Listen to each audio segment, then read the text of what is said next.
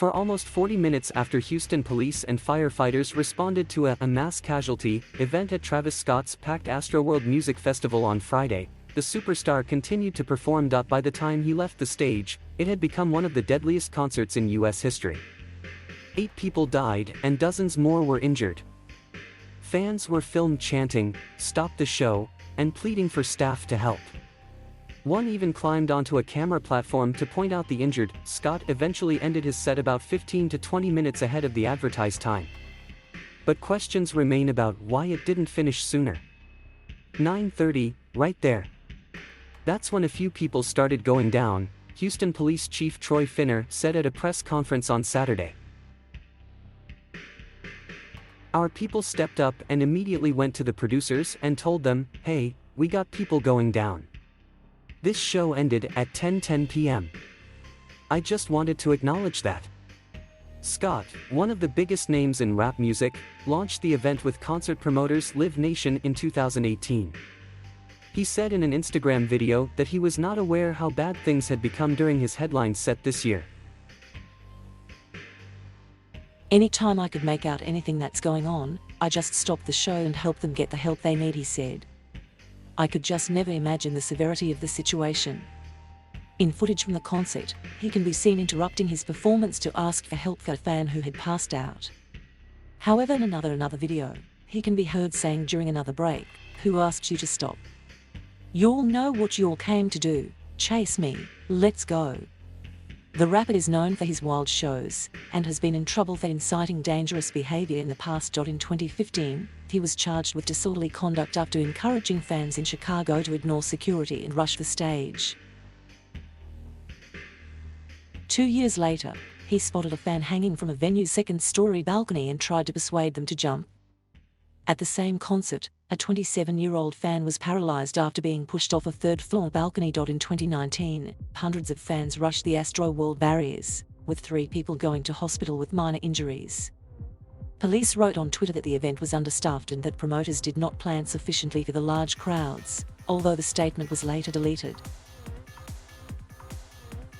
Fears about crowd safety had been raised before this year's event. A security plan obtained by the New York Times addressed several areas of concern.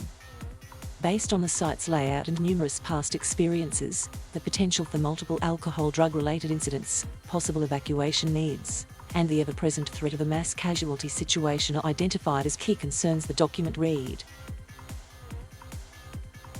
Before Scott took to the stage, local news teams filmed fans bursting through gates and bypassing security checkpoints. The city's police chief also visited the star in his dressing room to convey concerns about the energy in the crowd. In a statement, Chief Finner said the brief and respectful meeting allowed him to share my public safety concerns and ask the star to be mindful of his team's social media messaging on any unscheduled events. So how could this tragedy happen? Investigators will look at a number of factors, says Simon Ancliffe, founder of Movement Strategies, which advises major UK events like Glastonbury, Reading and Leeds and the 2012 Olympics on crowd safety. Have they controlled numbers? Are there barriers in place and were they well designed? Were security staff doing what they are supposed to do? Did they have good situational awareness? Did they have CCTV? They did seem to have some kind of procedure to stop the show, but it seemed to stop and start. So was it about communications? Was it about decision-making? When tragedies occur, he says, it's often not about one bad decision but an accumulation of smaller mistakes that ultimately lead to catastrophe. In this case, it sounds like a lot of things went wrong. It all comes down to planning, says Keith Still, a professor of crowd science at the University of Sussex. You need to anticipate that this type of performer in that type of environment will induce this type of behavior in the crowd, and you put crowd management and monitoring systems in place to make sure that you've got an early warning indicator. Ancliffe says the teams on the ground are not necessarily to blame. The security staff on the barriers can see what's immediately in front of them, but a few people deep, he says, explaining that frontline staff need backup in the form of CCTV or a more elevated view of the audience. In the UK, we have experienced crowd managers with a really good view of the crowd from a raised position, so you can see people's faces and look for the change in expression, says Eric Stewart, chair of the UK Crowd Management Association. There's always going to be people screaming because they're having fun. The skill in the art form is looking at the faces and listening to the screams and saying, "That's different." Things have changed. Many people in an audience often aren't aware of a life-threatening situation until it's too late. When you're in a crowd, you can't see more than a couple of people in front of you, and you can't hear what's going on because of the music, says Ancliffe. So there's really bad information transfer within the crowd. If people are pushing forwards, they can't see what's in front of them. And once you've fallen down, it's very difficult to get up again, unless people are helping you. And if people have bent over to help you, then they can be pushed over very easily as well. So it's up to staff to identify problems and alert the performer, who can pause the show and calm the situation. In this case, it was the audience who notified security and were asking for things to change, says Ancliffe.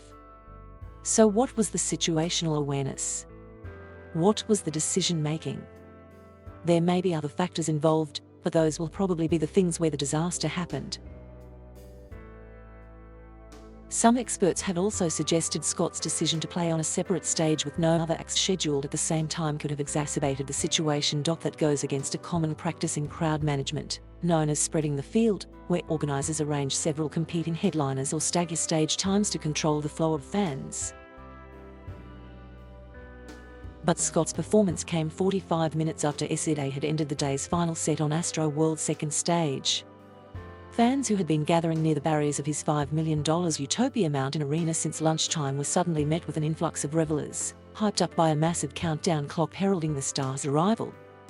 The crux of the problem likely happened as the clock got close to zero, one unnamed source told Variety magazine. One teenage fan said she got into difficulties almost immediately.